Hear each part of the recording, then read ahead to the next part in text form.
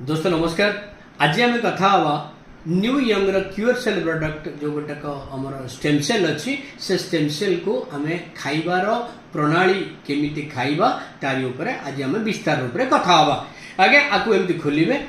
आ भितर गोटे प्रोडक्ट अच्छी से प्रोडक्ट टी आपण धरिबे किंतु गोटे जिनस मन रखिबे राति रे जेतेबेले आम शोचे राति रे दांत ब्रश करके आम शोइबा सकाळु उठी टोटल बिछणा रे बसी बिल्कुल दांत फांत न घसी पानी कूड़ा न करी छिप बाहर न पकईकरी से बिछणा रे ये गोटा कला दाग अच्छी ये प्रोडक्ट रे ये सैचेट रे आपको एमती झाड़ीबा आपको एमती फाड़ीबा फाड़ी सारिकी जीभ टेकिबा एमती जीभ तले आपको पकेबा आउ ठीक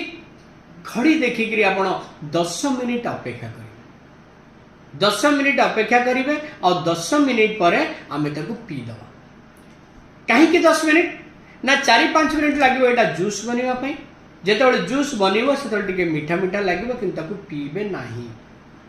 आउ 5 मिनिट भितर ये कौन कर पूरा जूस बनीज पाटी भितर पूरा लाल फाड़ भर्ती हो जाइए होल्ड करेंगे कहीं होल्ड करेंगे ना ये 600 रु अधिका कणा अच्छी आपण ब्लड रे जीवाई से सेल बन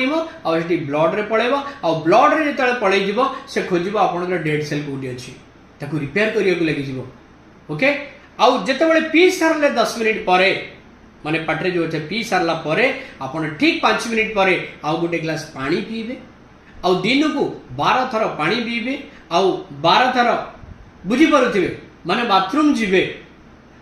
जदि एटा को ये जिनस करती ताले डेफिनेटली आपण गोटे 10 वर्ष यंग आपण फील करेंगे